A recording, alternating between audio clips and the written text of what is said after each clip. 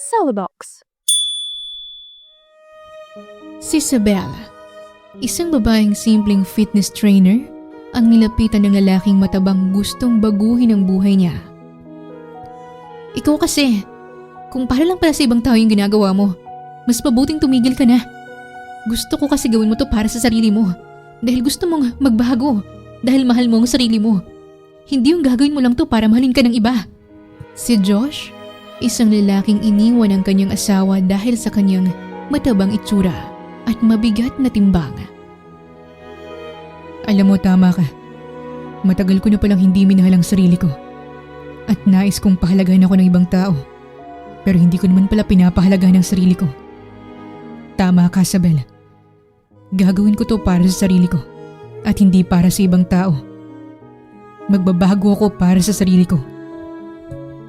Si Josh at Isabel ay dalawang taong may layunin sa kanilang buhay. Sa kanilang pagtatagpo, katawan lang bang magbabago o pati na rin ang kanilang puso?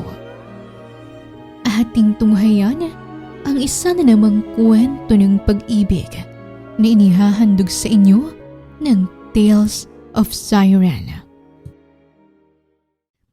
Hello everyone, this is Miss Siren at kung bago ka palang nakikinig sa ating channel, huwag kalimutang mag-subscribe at i-click ang notification bell para updated ka sa ating mga kwento.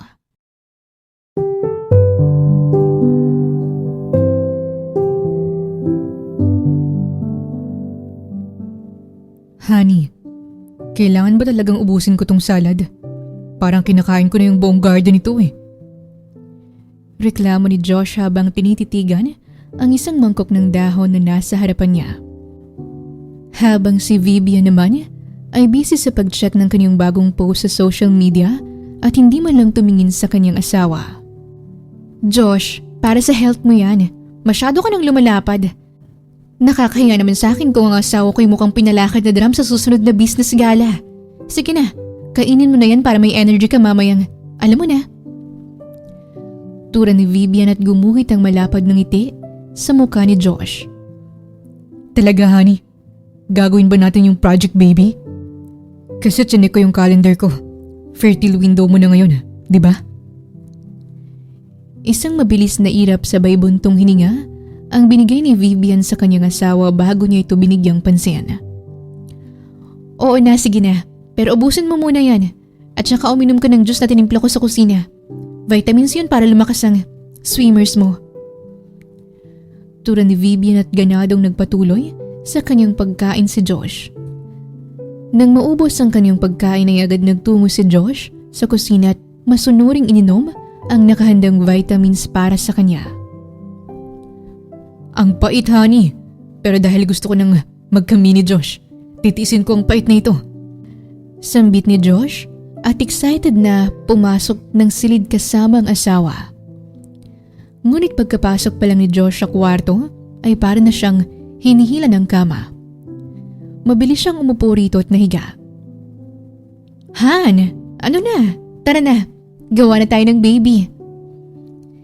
Hikayat ni Vivian ngunit kusang nagsasarang mga talukap sa mata ni Josh. Inaantok na ako, Han. Bukas na lang. Sagot ni Josh at agad natulog. Habang si Vivian naman ay lihim na napangiti. Mas mabilis yatang umepekto ng gamot ngayon . Mas mabuti. Sambit ni Vivian at matiwasay na nag-scroll ng kaniyang phone at naaaliw sa makikisig na lalaking kanyang nakikita. Kung ganito sana kaayos ang itsura mo, baka pwede ko pang isakripisyo ang katawan ko para sa iyo, Josh. Kaso hindi kaya manigas ka. Sambit ni Vivian at patuloy sa pag-scroll ng kanyang cellphone. Kinaumagahan ay maagang nastorbo si Vivian sa makukulit na halik sa kanyang pisngi. At nang buksan niya ang kanyang mga mata, ay bumungad ang itsura ni Josh. Ano ba? Ang kulit mo naman! Natutulog yung tao eh. Ang aga mo namang nagagalit, misis ko. Naglalambing lang naman ako kasi tinulugan na naman kita kagabi. Oo, ngayon, kasalanan ko. Sorry na. Babawi ako sa'yo ngayong umaga. Hindi ako papasok sa office ko. At ilalaan ko lahat ng oras ko para sa'yo. Gusto mo ba yun? Ano? Disgustong bulalas ni Vivian at ayaw niyang idea na yon, kaya pilit niyang pinalapad ang ngiti niya sa labi.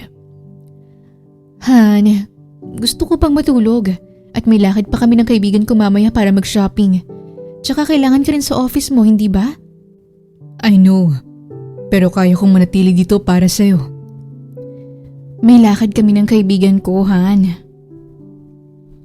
Alright, shopping all you want and use this.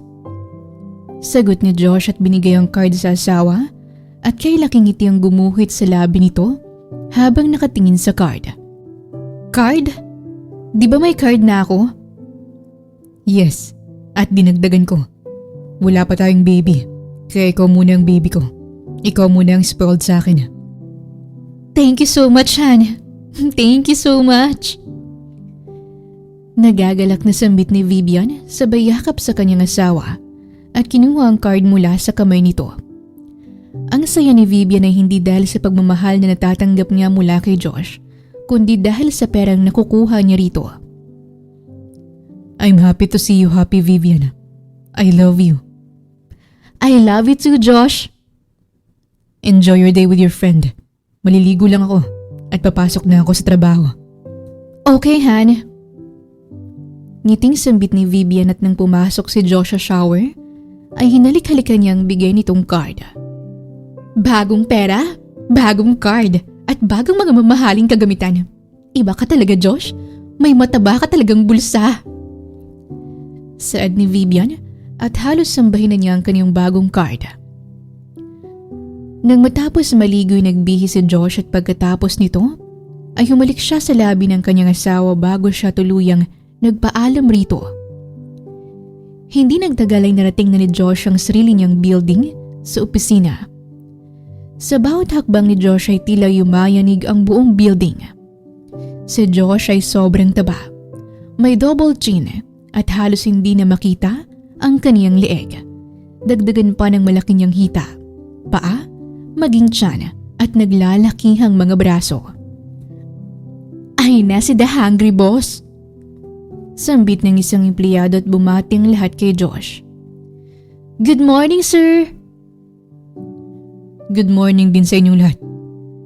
Balikbati niya sa mga ito at patuloy na naglakad papunta sa kanyang office. At pagkapasok niya sa loob ay sumunod na rin ang kanyang sekretarya. Sir, heto niyo pong reports para sa South Luzon expansion. Sabi ng kanyang sekretarya. Salamat. May dala ka bang burger? Bulong ni Josh na tila ba nakikipagtransaksyon ng ilegal na gawain. Sir, sabi po ni Ma'am Vivian bawal na po kayong bigyan ng carbs dito sa office. Kabilin-bili niya na po na walang carbs na ibibigay sa inyo. Sagot ng sekretary at napatawa si Josh.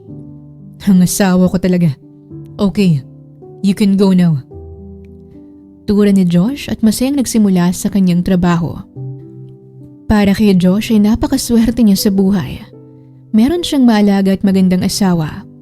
Subalit may isang bagay siyang hinihiling na nais niyang makuha. Yun ay ang magkaroon ng isang anak. Matagal na silang kasal ni Vivian, ngunit ni isang supling ay hindi sila biniyayaan. At naiintindihan niya si Vivian kung pinagbabawalan siya nitong kumain ng mga pagkain mas magpapataba sa kanya. Dahil nahihirapan din itong makipag-isang katawan dahil sa laki niya. Pasasaan din at magkakanak din tayo, asawa ko. Sambit ni Josh sa kanyang isipan at ginawang abala ang kanyang sarili sa trabaho. Kinagabihan ay agad na umuwi si Josh sa kanyang pamamahay dahil nais niyang sorpresahin ang kanyang asawa. Anniversary nila ngayon ni Vivian, kaya't binilhan niya ito ng isang kwintas na nagkakahalaga ng isang townhouse. Tahimik siyang pumasok sa kanilang kwarto ni Vivian at wala sa kama ang kanyang asawa, kaya tiyak niyang nasa banyo ito. Habang palapit siya sa pintuan ng banyo, ay narinig niya si Vivian na may kausap sa phone. Naka-speakerphone ito, kaya rinig na rinig niya ang pinag-uusapan ng dalawa. Girl, seryoso? Hanggang kailan mo balak lokohin si Josh? Sabik na yung taong magkaanak. Halos lahat yata ng santo'y dinasalanan niya, magkaanak lang kayo. Sabi ni Maya at tumawa si Vivian. Anak? Yuck! Over my dead body, Maya. Tingnan mo nga si Josh, para siyang mascot ng isang fast food chain na naging tao. Sa tingin mo ba hayaan kong masira ang figure ko para lang magluwal ng isang batang kamukha niya? Imagine, paglabas ng bata mataba agad at may double chin? No way! Sagot ni Vivian at muling humalakak. Habang si Josh naman ay tila nanigas sa kanyang katawan mula sa kanyang kinatatayuan at hindi niya sukat akalain na maririnig niya ang ganong salita sa asawang minahal at pinagkakatiwalaan niya. Pero Vivian, asawa mo siya at aminin mo, ang yaman niya. He's the CEO of Alcantaras Logistics. Kaya ako nga pinatagal, hindi ba? Ginagawa ko lang siyang bank account. Habang mataba at pangit siya, madali siyang kontrolin kasi feeling niya, utang na loob niya sa akin na pinatulan ko siya. I drink my pills every single day, Maya. Every single day. Sinisiguro ko na walang accidental pregnancy na mangyayari. At yung mga vitamins na pinapainom ko sa kanya, pampaantok yun para hindi niya kukulitin sa gabi. Kadiri kaya kapag dumadagan siya, feeling ko may squash ako. Wika ni Vivian at humagalpak sa tawa ang dalawang magkaibigan. Habang si Josh naman ay pabigat ng pabigat ang kanyang damdamin. Lahat ng diet na akala niya ay para sa kanya ay isa lang palang malaking panloloko at matagal na pala siyang niloloko ng kanyang kabiyak. Sa bigat ng kanyang damdamin ay dahan-dahang binuksan ni Josh ang pinto. Gulat namang napalingon si Vivian. Mabilis na pinatay ang phone at nagkunwaring naglalagay ng cream sa mukha. Oh, honey, nandyan ka na pala. Bakit hindi ka man lang kumatok? Na-surprise ako. Sabi ni Vivian sa kanyang pinakamalambing na boses. Surprise? Ako yatang na-surprise, Vivian. Yung pills mo, nasan? Saad niya at natigilan si Vivian. Pills?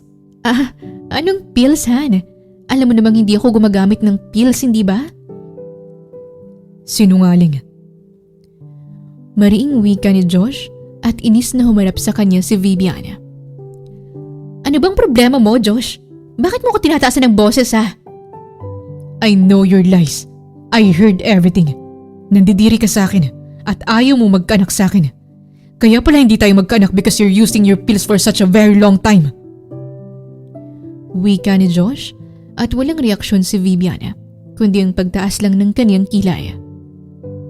So, narinig mo pala. Well, good. Nakakapagod din kasing magtago ng tableta sa loob ng lipstick case. Bakit, Vivian? Bakit kailangan mo magsinungaling? Kung ayaw mo magkaanak, sana sinabi mo. Hindi yung pinagbumukha mo akong tanga. Kung sinabi ko ba, papayag ka ba? Tanong nito at natahimik si Josh. Look at you, Josh. Ang taba-taba mo. Marami ka lang pera. Ayoko magkaanak sa isang tulad mo. Josh, tingnan mo ang sarili mo sa salamin. Mataba ka. Pangit ka. Tuwing tinitingnan kita, ang nakikita ko lang ay pera. Hindi isang lalaki na gusto kong maging ama ng mga anak ko. Be grateful na naging asawa mong isang tulad ko. Kahit ganyan ang itsura mo. Grateful? Paano ako magiging grateful kung may isa kong asawang tulad mo? Josh, pwede bang huwag ka nang umarte? Kung ayaw mo sa akin, kung ayaw mo magkaanak sa akin, ay wala nang saysay ang pagsasama nating dalawa. What do you mean, Josh? Pwede bang huwag ka nang magalit? May bakasyon pa tayo sa Amerika kung saan tayo kinasal, hindi ba? Gawin mo munang maayos at kakit-akit ang pagmumukha mo bago ka humiling ng anak sa akin at baka magbago pa ang utak ko. Wala nang bakasyon sa Amerika ang mangyayari, Vivian. Because I want a divorce from you. If you can't love and accept me, someone will. Wika ni Josh, ngunit tinawanan lang siya ni Vivian. Divorce? Seryoso ka? Sige, go ahead. Akala mo ba matatakot ako? Josh, walang ibang tatanggap sa'yo. Sa labas ng bahay nito, isa ka lang matabang lalaki na may maraming pera. Babalik ka rin sa akin kasi ako lang ang nakaka-tolerate sa amoy mo at sa laki mo. At walang ibang magtiti sa'yo kundi ako lang. Kaya pag-isipan mo ang gusto mo. Sambit ni Vivian, sabay walk out.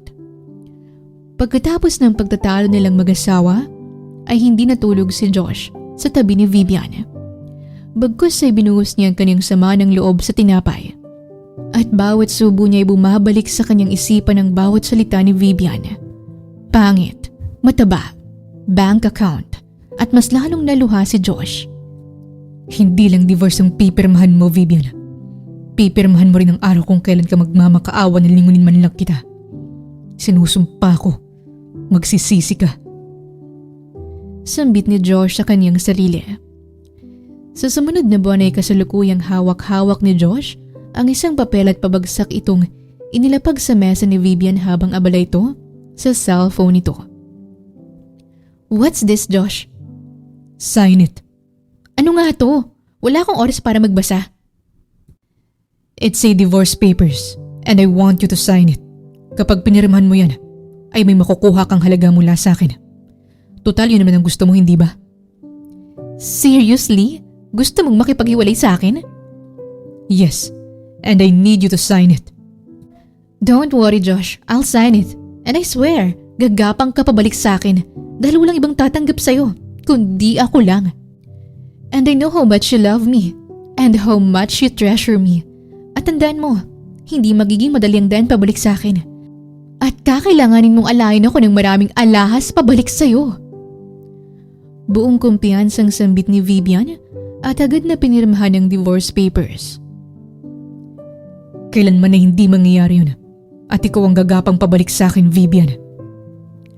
Sagot ni Josh na may talim sa kanyang mga mata. Let's see, Josh. Sagot nito. At agad na pinirmahan ni Vivian ang divorce papers at naging mas madali ang lahat para kay Josh. Pagkatapos makipaghiwalay ni Josh ay kasalukuyang nagpatawag siya ng emergency meeting sa kanyang mga empleyado. Effective today, half of my shares will be put into a trust fund and I will be taking a leave of absence for a year. Ang management ay ipapaubaya ko sa board. Deklarasyon ni Josh. Sir, bakit? Saan po kayo pupunta? Tanong ng board members. Pupunta ako sa lugar kung saan meron akong pagbabago. Sagot ni Josh at hindi makuha ng mga empleyado kung anong ibig sabihin ng kanilang boss. Gayunpaman ay wala silang magagawa kundi ang suportahan ito. Simula sa araw na yon ay walang ibang ginawa si Josh sa kanyang buhay kundi ang kumain ng kumain. Siyang nakipaghiwalay kay Vivian, ngunit siyang higit na nasasaktan. Lintik na buhay to. Hinahanap-hanap ko siya. Ginago na nga ako pero mahal ko pa. Ano bang dapat kong gawin? I miss her so much. Aniya sa kanyang sarilit na karamdam ulit ng gutom. Kaya ka iniwan kasi kain ka ng kain. Hindi ka na tumigil sa pagkain.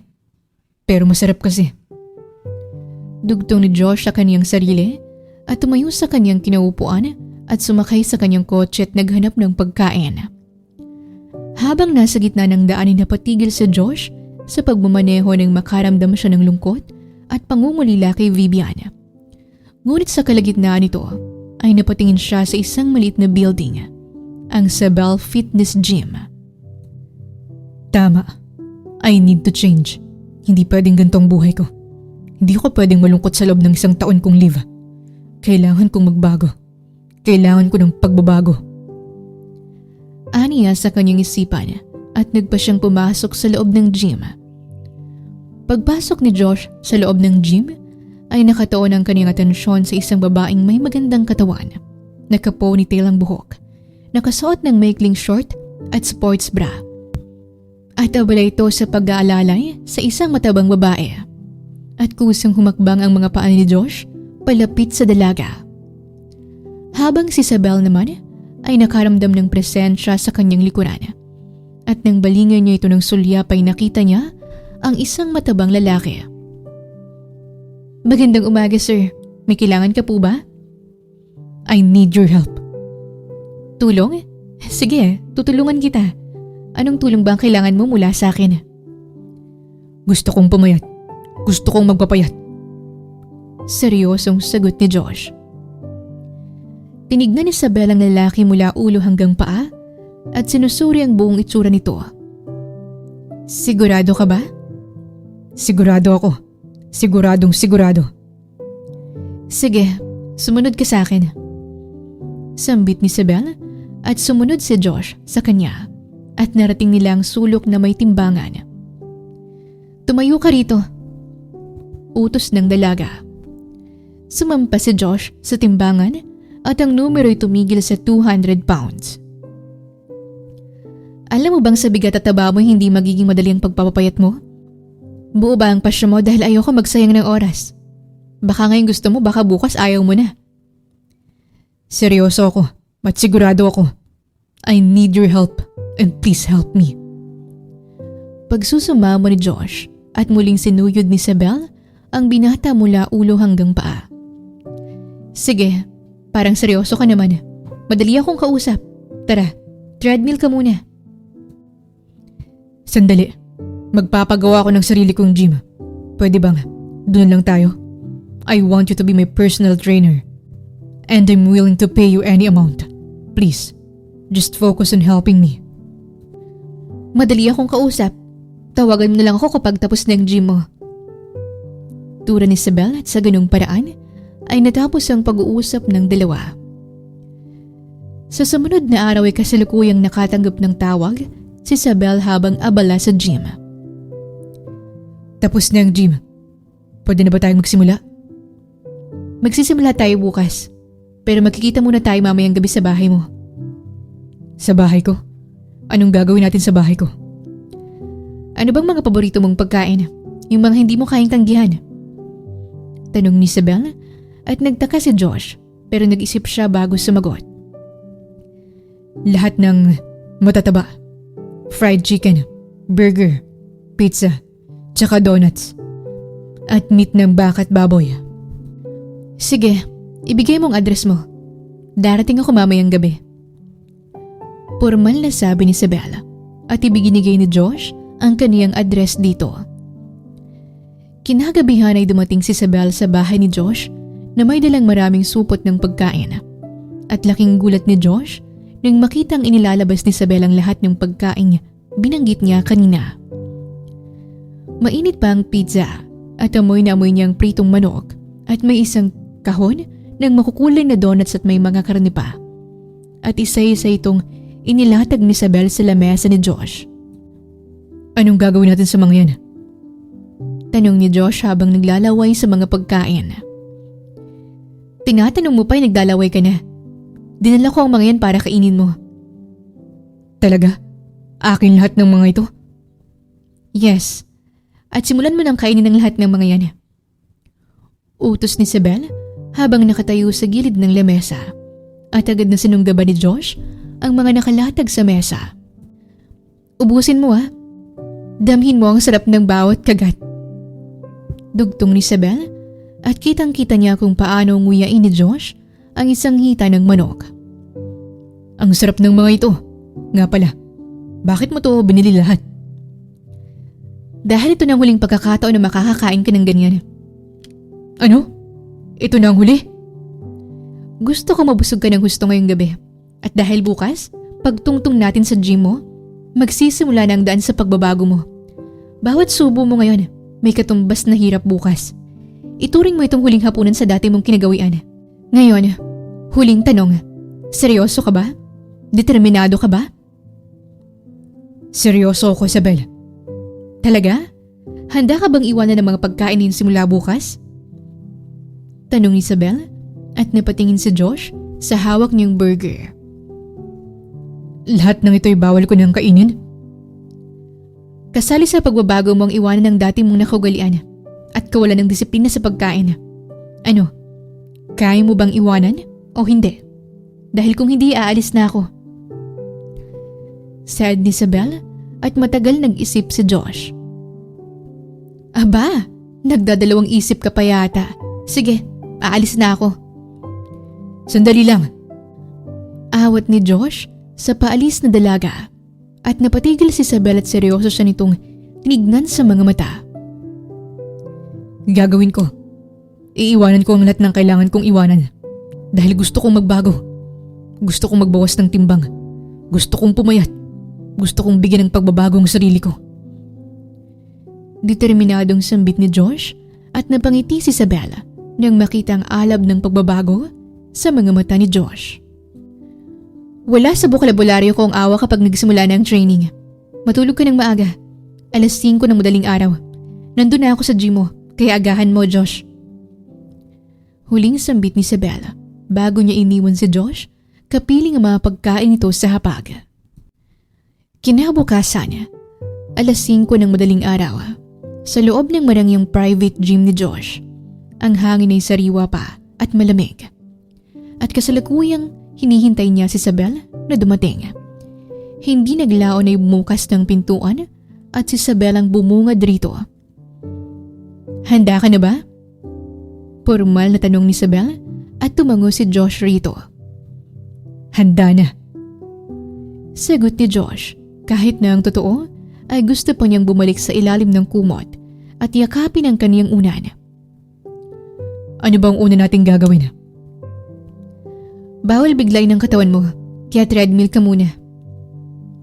Itinuro ni Isabel ang treadmill na nasa gitna at sumampa si Josh rito. Tapos, anong kasunod? Magsisimula tayo sa brisk walking. Gusto kong gisingin ang dugo mo bago natin simulan ang totoong hakbang. Sagot ni Isabel at pinindot ang start. Dahil mataba si Josh, ay bawal pa sa katawan nito ang mabibigat na exercise. Habang nasa treadmill ay kampante si Josh at hindi ito mabigat sa kanya. Sus, ganito lang palang ipapagawa mo sa akin. Ang dali naman ito. Kaya ko to, Isabel. Parang naglalakad lang ako sa mall at sisiw lang to sa akin. Biro pa ni Josh habang bahagyang pinupunasan ang pawis sa kanyang noo. Easy lang pala sa iyo yan. Sige, dagdagan natin ang incline. Isipin mo nasa Baguio ka at naglalakad pakit ng Mines View. Sagot ni Isabel sabay pindot ng console. Biglang tumarik ang treadmill at pabilis ng pabilis ang takbo ni Josh. Ang kaniyang binti nagsimulang manginig. Ang kaniyang hininga ay parang silang vacuum cleaner at hirap na hirap si Josh sa paghinga. Kumusta, Josh? Okay ka lang ba? Nakangiting tanong ni Isabel habang kasing laki ng munggo ang bawat pawis na lumalabas sa noo at buong katawan ni Josh. Isabel, parang malito. Hindi ko kaya. Anong hindi mo kaya? Kayanin mo. Gusto mong pumayat, hindi ba? Di ba? Gusto kong pumayat! Sigaw ni Josh at napangiti si Isabel. Ganyan nga. Isigaw mo. Ilaban mo. Kaya ko to. Gusto kong pumayat. Gusto kong maging gwapo. Sigaw ni Josh at pinalakpakan siya ni Isabel. Ganyan nga. Pwede na bang tumigil? 5 minutes pa. Tura ni Isabel at nagpatuloy si Josh sa kanyang pagtakbo. Saktong 5 minutes ay hinihinaan na ito ni Isabel. Ngunit hindi na kayanan ni Josh ang kanyang bigat. At nagulat si Isabel nang tumilapon si Josh palayo sa equipment at tumama ang puwet nito sa matigas na rubber mat ng gym. Ang kanyang mga binti nakataas sa ere habang umaalon ang kanyang tiyan at para siyang uod na hindi makatayo. Aray! Ang tiyan ko! Daing ni Josh habang nakahiga sa sahig at nakatingin sa kisame. At tiyan mo pa talagang iniisip mo, puwet mo ang tumama? Tura ni Isabel at humagalpak ng tawa si Josh. Kasi ang sakit. Ilang beses nag-bounce yung tiyan ko. Tura niya habang natatawa at napatawa na rin si Isabel. Kita ko nga, para kang caterpillar na hindi magiging paru-paro kailanman. Tura niya at mas lumakas ang tawa ni Josh. Sobra ka. Baka kapag pumayat ako magustuhan mo agad ako.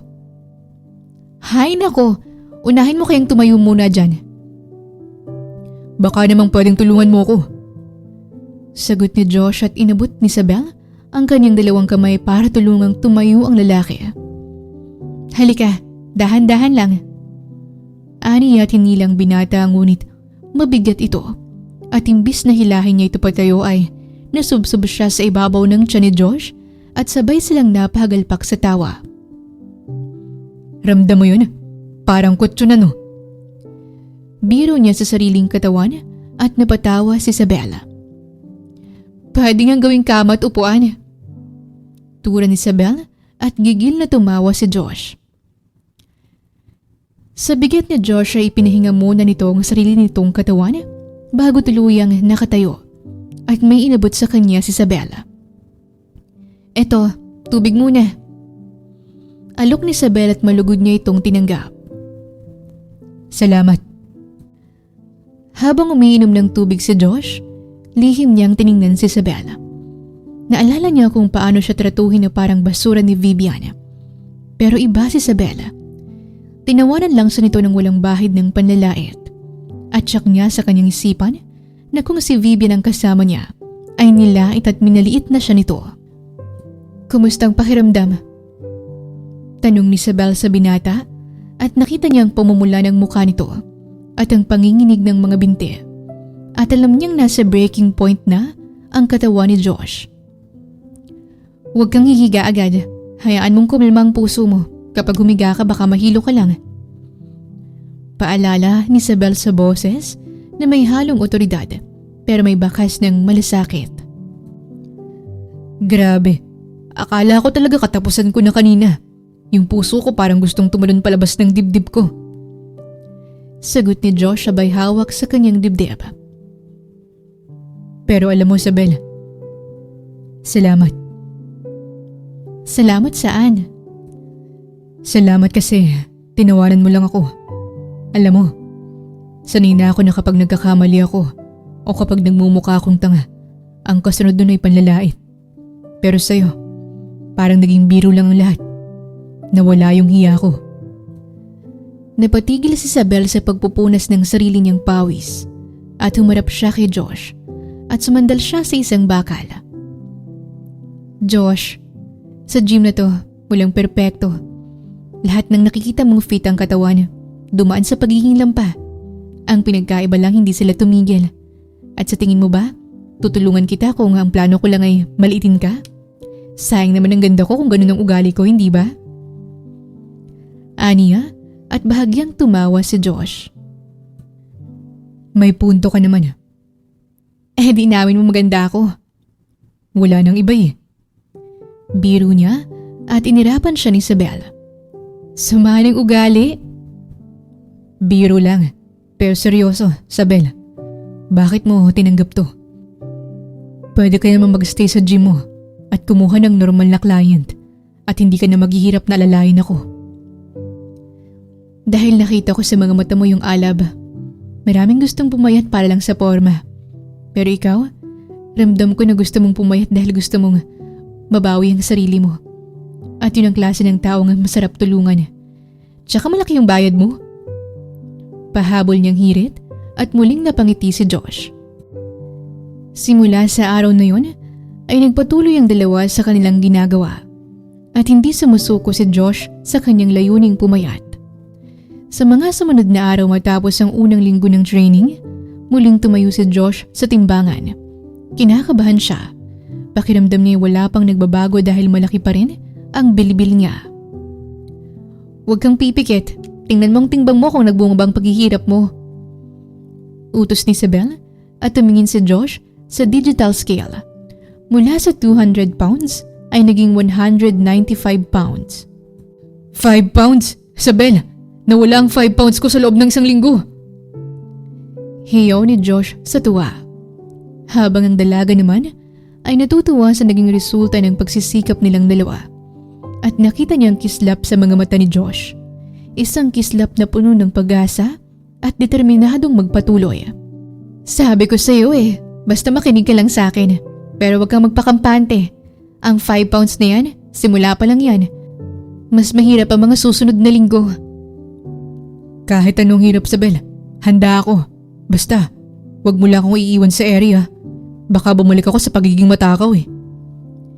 Hindi kita iiwan, Josh. Gagawin natin ang lahat makuha lang natin ang body goal mo. Sa ngayon, pahinga mo muna ang katawan mo. Wika ni Isabel bago sila naghiwalay ni Josh.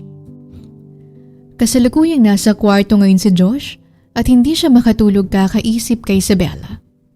Si Isabel ay hindi na lang trainer niya kundi isang taong kasama sa hirap at ginhawa hanggang sa tagumpay.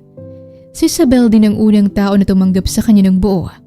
Tumawa sa kanya ng walang bahid ng pangahamak. Isabel, hindi kita bibiguin at hindi ko rin bibiguin ang sarili ko. Pangako yan. Aniya sa kanyang sarili at masayang natulog. Sa sumunod na araw ay napagpasya ni Isabel na mag-jogging sila ni Josh sa labas sa oras ng gabi. Isabel, gabi na. Baka may aso rito. Hingal na sabi ni Josh habang dahan-dahang tumatakbo. Ang kaniyang katawan ay mataba pa rin. Bawat hakbang niya ay parang nayayanig ang semento. "Huwag kang matakot sa aso, Josh. Aso lang yan." Sagot ni Isabel habang patuloy sila sa kanilang pagja-jogging. Ngunit habang tumatakbo ang dalawa, ay may isang malaking asong panay tahol at parang palapit ito ng palapit sa kanila. Ngunit hindi ito pinansin ni Isabel. Isabel, pagod na ako. Baka pwedeng magpahinga. Tanong ni Josh habang si Isabel naman ay dahan-dahan niyang nilingon ang aso at laking gulat niya nang makita ang asong pasugod sa kanila. "Josh! May aso! May aso! Takbo! Takbo!" Sigaw ni Isabel at nanlaking mga mata ni Josh nang makitang sila ang punteriya ng aso. Kahit wala silang sinayang na oras at tumakbo ng kay bilis. "Josh! Malapit na siya! Bilisan mo pa!" Wag na tayong tumakbo. Sabi mo nga aso lang yan, di ba? "May aso na nga, Josh! Malapit na siya, Josh!" Nalalaglag ang bilibil ko, Isabel. Wika ni Josh at natawa ang dalaga at sabay silang nagtawanan habang tumatakbo. Sa isang iskinita ay nakakita si Isabel ng taguan at hinila niya si Josh doon para magtago mula sa aso. At hindi sila nag-ingay hanggang hindi ito umaalis. "Wala na yata ang aso. Baka pwede na tayong lumabas." Wala na rin akong hininga, Isabel. Hingal na sambit ni Josh at muling tumawa ang dalaga. "Paano eh? Paakit ang daan at halos liparin mo lang sa bilis mong tumakbo." Kasalanan mo eh.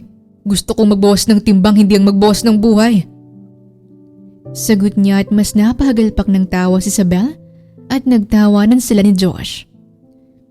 Pakiramdam ko naging pakpak ang bilbil ko. Dugtong pa nito at mas lumakas ang hagalpak ni Isabel. Pagkatapos nito ay bumalik ang dalawa sa ilalim ng puno kung saan nila iniwan ang kotse ni Josh at ang ilan nilang kagamitan. Isabel, tambay muna kahit tayo rito sa damuhan. Parang sarap ng gabi. Wika ni Josh at nagpa siyang dalawa na tumambay muna ng saglit sa ilalim ng puno. "Masaya ka?" Sobrang saya. At ang saya ko dahil nakabawas ako ng 5 kilo sa taba ko. Ito ang gusto kong mangyari. At kapag pumayat na ako, gusto kong makita ako ni Vivian para balikan niya ako. At magsisisi siya na hinamak niya lang ako. Sagot ni Josh at napailing ang dalaga. "Kung ganyan lang palang layunin at dahilan mo, mas mabuting tumigil na lang tayo at huwag na tayong magpatuloy pa." Teka, sandali. Bakit ka nagagalit? "Ewan ko sa'yo." Ano nga kinagagalit mo? Tell me. Okay naman tayo ah. Bakit bigla ka na lang nagiging dragon dyan?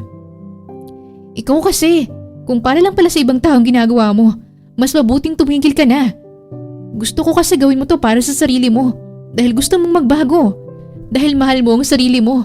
Hindi yung gagawin mo lang to para mahalin ka ng iba.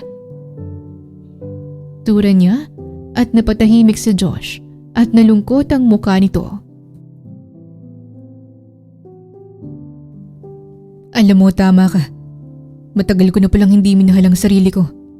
At nais kong pahalagan ako ng ibang tao. Pero hindi ko naman pala pinahalaga ng sarili ko. Tama ka, Isabel. Gagawin ko to para sa sarili ko. At hindi para sa ibang tao. Magbabago ako para sa sarili ko. At mahal ko ang sarili ko. Aniya at napangiti si Isabel. Ganyan, para sa sarili mo. Mahalin mo muna ang sarili mo bago ka magmahal ng iba. At bago ka mahalin ng iba.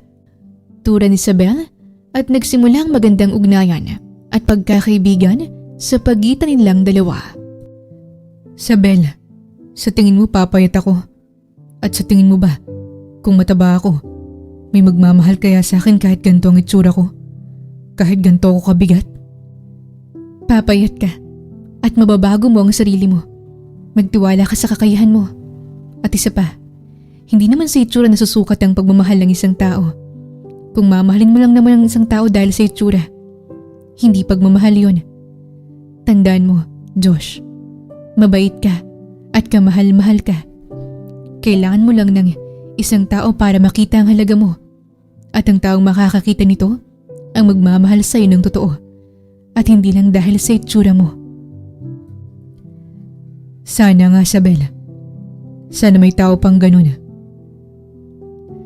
Sa ilalim ng puno'y ramdam ng dalawang presensya ng bawat isa. Hanggang sa kapwa sila naghiwalay at umuwi sa kani-kanilang mga bahay.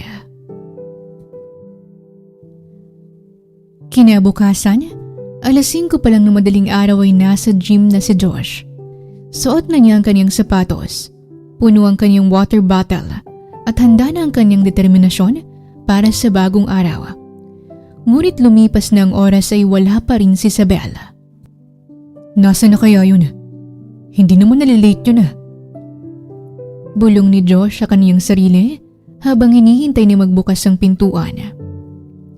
Hindi siya sanay na wala si Sabel kahit sinubukan niyang tawagan ng phone ng dalaga. Sa una't dalawang tawag niya ay hindi ito sumasagot. At sa wakas, sa ikatlong pagring ay sumagot na ang dalaga. Nasaan ka ba? Nag-aalala na ako sa'yo dito. Saan ka ba nagsusuot ha?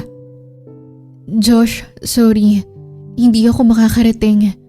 Nakatulog ako ng matagal at nilalagnat ako ng matindi. Bulong ni Sabel sa kabilang linya. Ha? Sabel, okay ka lang ba? Anong kailangan mo? Gamot? Pagkain? O ako? Sunod-sunod na tanong ni Josh at napangiti si Sabel sa pag-aalala nito. Wag na, pahinga lang to. Sige na, mag-workout ka na lang mag-isa dyan. Sabi ni Sabel bago ibaba ang tawag. Pero hindi makapag-focus si Josh. Imbis na sumampa sa treadmill, lumabas siya ng gym. Alam niyang malapit lang ang bahay ni Sabel, kaya't nagpa siya siyang puntahan ng dalaga. Lakarin ko na lang. Exercise na rin to. Parang treadmill na rin to. Sabi niya sa sarili. Habang naglalakad si Josh sa gilid ng kalsada, hinihingal na siya agad dahil sa init ng sikat ng araw. At isang lumang tricycle ang huminto sa tabi niya. Ang driver ay isang lalaking nasa 50 ang edad. May suot na kupas na sombrero at may ngiting napakalapad. Oh, boss, mukhang malayo pang lalakarin mo . Pawis na pawis ka na. Baka himatayin ka sa daan. Sakay na! Tawag ng driver. Manong, papunta po sana ako sa may dulo. Malapit sa simbahan. Alam niyo po ba yung bahay ni Sabel na gym trainer? Tanong ni Josh at nanlaki ang mata ni Mang Gardo. Sabel, anak ko yun . Ako si Gardo, ang tatay niya. Pupunta ka ba sa bahay?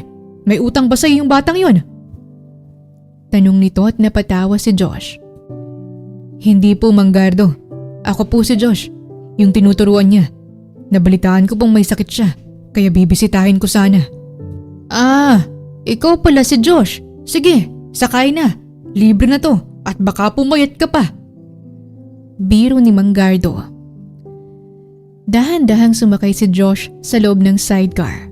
Pakiramdam ni Josh, tila lumundo ang buong tricycle sa bigat niya. Ang gulong sa gilid ay halos dumikit na sa fender. Mang Gardo, okay lang po ba to? Baka hindi kayanin ang tricycle niyong bigat ko. Ano ka ba, Josh? Subok to sa karagahan. Kayang-kaya ka nito. Sagot ni Gardo sabay pinatakbo ang tricycle. Ang biyahe ay naging maayos hanggang sa marating nila ang isang matarik na daan patungo sa barangay nang biglang ang makina ng tricycle ay nagsimulang dumaing. Kaya mo yan, Boyet! Sigaw ni Gardo sa kanyang motor. Mang Gardo, Baka hindi tayo makaakyat. Bababa na lang po ako. Hindi, sisiw lang ito. Sagot ni Mang Gardo kahit na aminado siyang hirap umakyat ang kanyang tricycle. Sa gitna ng hirap na biyahe ay nangyaring hindi inaasahan. Dahil nasa likurang bahagi ng sidecar, ang bigat ni Josh, biglang umangat ang harapan ng motor. Mang Gardo, ang gulong tumayo! Sigaw ni Josh habang nakakapit ng mahigpit sa bakal ng tricycle. Ang tricycle ay nag-overhang. Nakatayo sa ereyang unahang gulong ng motor habang si Mang Gardo ay pilit na dinadaganan ang tangke para bumaba ito. Josh, bumaba ka muna! Sobrang gravity! Sigaw ni Gardo na natatawa na rin sa sitwasyon. Mabilis na bumaba si Josh. Pagbaba niya, bumagsak muli ang gulong ng motor sa semento. Pasensya na, Mang Gardo. Mukhang kailangan ko talagang magbawas ng timbang agad. Nahihiyang sabi ni Josh habang pinupunasan ng pawis. Ayos lang yan. Konting exercise lang yan. Lakarin mo muna tong pahon. Susunduin kita sa tuktok. Wika ni Gardo at naglakad nga si Josh paakyat. Habang naglalakad si Josh paakyat ay hingal na hingal siya at parang hindi na niya maigalaw ang kaniyang mga paa sa tirik ng daan at init ng panahon at kulang na lang ay mawalan siya ng hininga. Pero natatawa siya sa nangyari. Nang marating ang patag ay saktong nakaakyat na rin ang tricycle ni Gardo. Josh, sakay na! Sigurado po ba kayo? Oo, sakay na! Tura nito at agad na sumakay si Josh. Subalit sa pagsakay ni Josh ay nakailang minutong takbo pa lamang ang tricycle nang biglang may narinig silang malakas na pagkawala ng hangin. Mang Gardo, ano yun? Tingnan muna natin. Sagot ni Gardo at inihinto ang kanyang sasakyan at bumaba mula rito. Tinignan nito ang gulong ng sidecar kung saan nakaupo si Josh at ngising napakamot siya ng ulo. Mang Gardo, bakit? Anong problema? Nako Josh, na-flat tayo. Mukhang sumuko ng interior natin. Ganun ako kabigat? Nako Mang Gardo, pasensya na talaga. Ano pong gagawin natin? Wala tayong choice. Itulak natin to hanggang sa bahay. Mga 2 kanto lang. Ano? 2 kanto? Hindi mo kaya? Kaya, pero sandali lang, hihinga muna ako. Tura ni Josh at natatawa siya sa nangyayari. Nang makahinga si Josh ay sabay nilang tinulak ang tricycle hanggang sa 2 kanto. Mang Gardo, mas malala pa to sa treadmill ni Isabel. Hingal na sabi ni Josh at ang kaniyang t-shirt ay basang-basa na at para siyang naligo sa ulan. Isipin mo na lang na nasa gym ka. Sagot ni Cardo at kapwa sila hiningal ng binata. Hindi nagtagal ay narating na nila ang pamamahay ng pamilya ni Isabel at halos bumagsak si Josh sa lupa at pawis na pawis. Isabel, anak, may bisita ka! Sigaw ni Mang Gardo sa anak at pinuntahan ang silid nito. Anak, may bisita ka sa labas. May sakit ako. Gusto ko magpahinga. Kung ganun, paalisin ko na. Sino kasi yan pa? Si Josh. Si Josh? Bulalas ni Isabel at pagkarinig niya sa pangalan ng binatay agad siyang umalis sa kanyang kama. Dalang maliit na kumot. Dadrama pa, babangon din naman pala. Wika ni Gardo at nais tuksuhin ang anak. Habang sa kabilang banda naman ay hinarap ni Isabel si Josh. Ewan ba niya pero pagkarinig niya sa pangalan nito kanina ay nais niya agad itong makita. Pasensya ka na Josh, ganito lang ang bahay namin. Paumanhin ni Isabel habang dahan-dahang naupo sa tapat ni Josh. Ano ka ba, Isabel? Mas komportable pa to kaysa sa pamamahay ko. Nakangiting sagot ni Josh habang pinupunasan ng pawis. O ito, may dala akong gamot at prutas. Dugtong ni Josh at inabot ang supot sa dalaga. Nag-abala ka pa talaga, salamat. Tura ni Isabel at tinanggap ang supot at napansin niyang panginginig ng kamay ni Josh. Dapat nag-gym ka na lang. Sayang ang isang araw na cardio mo. Cardio na rin yung ginawa namin ni Mang Gardo kanina. Pakiramdam ko nga'y nabawasan ako ng 3 kilo sa init at sa bigat ng tricycle nyo. Wika ni Josh at sabay silang napatawa ni Isabela. Sa gitna ng masaya nilang pag-uusap ay nagkatitigan ng dalawa. Mga titig na kapwa nagpabilis ng kanilang mga puso. Ngunit kapwa rin nila ito binaliwala. Teka, kumain ka na ba? Hindi pa nga eh. Oh, ayan. Dahil hindi ka pa kumain ka muna. Singit ni Gardo at binigyan ng kanin at ginataang gulay ang binata. Talaga? Pwede akong kumain dito? Oo naman. Sige na, kain na. Ganadong wika ni Gardo at masayang kumain si Josh. Pagkatapos kumain ni Josh ay busog na busog siya. At ngayon ay kasalukuyang nakikipagkwentuhan si Josh kay Isabela. Isabela, ang ganda ng pamilya mo, no? Simple pero masaya. May kaya kayo. Hindi mayaman at hindi rin mahirap. Pero puno ng saya ang buhay nyo. Nakakainggit. Bakit ka naman may inggit? Wala ka bang pamilya? Lumaki ako may buong pamilya na parang wala. May magulang ako pero nasa malayo. At lumaki na lang ako na parang halos hindi kami nakikita. Busy sila sa business nila. Hanggang sa nawala sila sa mundo. Na business na lang nila ang binibigyan nila ng panahon at atensyon. Wika ni Josh at nalungkot si Isabel nang marinig ito. Ganun talaga ang buhay, Josh. May kanya-kanyang pagsubok. Itong pamilya ko masaya. Pero maraming pagsubok ang dinaanan ng pamilyang to bago tuluyang naging masaya. Marami rin kaming naging dagok sa buhay. At marami akong pangarap sa pamilyang ito. At pangarap para sa sarili ko. Aniya at napakaseryoso ng kanilang pag-uusap. Kung ganon, anong pangarap mo sa sarili mo? Gusto kong magkaroon ng 100 bilyong piso sa bangko, katulad ni Papa. Sagot ni Isabel at napakisap ng kanyang mga mata si Josh sa pagkabigla. Talaga? Kung ganon, mayaman pala ang papa mo. May 100 bilyon siya sa bangko? Hindi. Pangarap din niya yun. Sagot ni Isabel at napahagalpak sa tawa si Josh. Habang si Isabel naman ay malakas ring napatawa sa lakas ng tawa ni Josh at umaalon pa ang tiyan nito sa kakatawa. At lingid sa kanilang kalaman na lihim silang pinagmamasdan ng mag-asawa. Ninita, tingnan mo ang anak mo. Ngayon ko lang nakitang tumawi ng ganyan. Parang nahuhulog na yata ang loob ng anak natin sa binatang tabatsoy na yan. Wika ni Gardo at kinurot siya ng kanyang asawa sa tagiliran. Manahimik ka nga't baka marinig ka ng anak mo. Tsaka ano naman kung ganun nga. Mukhang mabait naman si Josh. Ang tanong, magkakagusto din ba si Josh anak natin? Paano kung hindi? E di masasaktan lang ang anak natin. Turan ni Gardo at patuloy nilang pinagmasdan ang dalawa.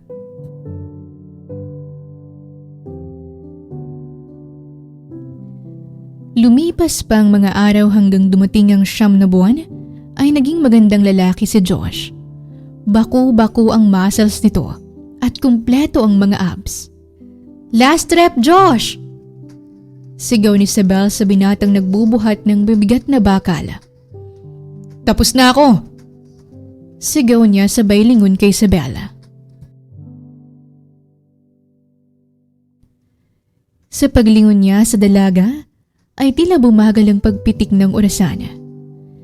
Si Isabel ay kasalukuyang nagtatali ng kanyang buhok habang nakasuot ito ng sports bra at maliit na shorts. At kitang-kita ni Josh ang maganda nitong hubog na gawa sa pagod at pawis. At hindi lang yon, agad niya ring napansin ang magandang mukha ng dalaga.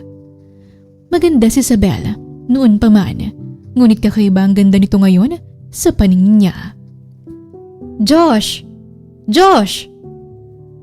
Tawag atensyon ni Isabel sa binatang tila'y natutulala. Ha? May sinasabi ka ba? Sabi ko, pahinga na tayo. Yun ba? Sige. Josh, Anong iniisip mo? Wala. Yung totoo. Nagandahan ako sa'yo ngayon. Matapat niyang sabi at natulala si Isabela. Ano? I said, you're beautiful. Isabel. Gusto sana kitang ayain mag-date. Date? Mag-date? Bakit? Well, I want to say thank you sa lahat ng tulong mo sa akin. Also, I want to tell you something.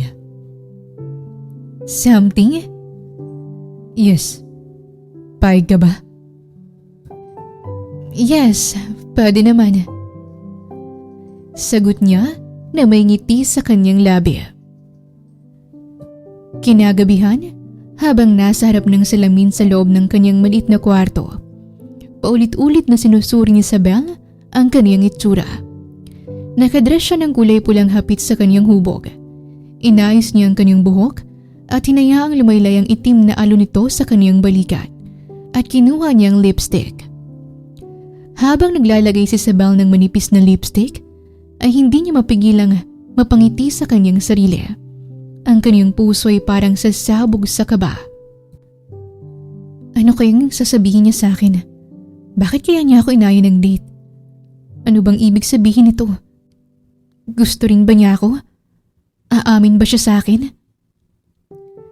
Sunod-sunod niyang tanong sa kanyang isipan habang kinikilig. Matagal nang nagugustuhan ni Isabel si Josh. Hindi dahil sa bagong maganda nitong katawan, kundi sa mabait nitong pagkatao. Kahit mataba pa si Josh noon, ay unti-unti niya itong natitipuhan. Ngunit inilihim niya ang kaniyang damdamin. Hindi nagtagal, ay pumunta na si Isabel sa restaurant kung saan sila magdi-date ni Josh. Pagkababa ni Isabel sa taxi sa harap ng isang sikat at marangyang restaurant, ay huminga siya ng malalim.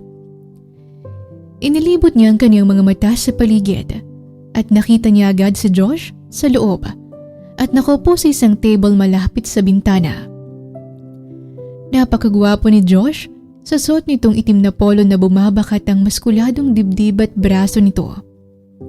Ngunit ang mas nakakuha ng atensyon ni Isabel ay ang mesa na may nakapatong na bulaklak at dahil doon ay nanlambot ang mga tuhod ni Isabel. Para sa akin bang bulaklak na yun? Bulong niya sa sarili habang naglalakad papasok.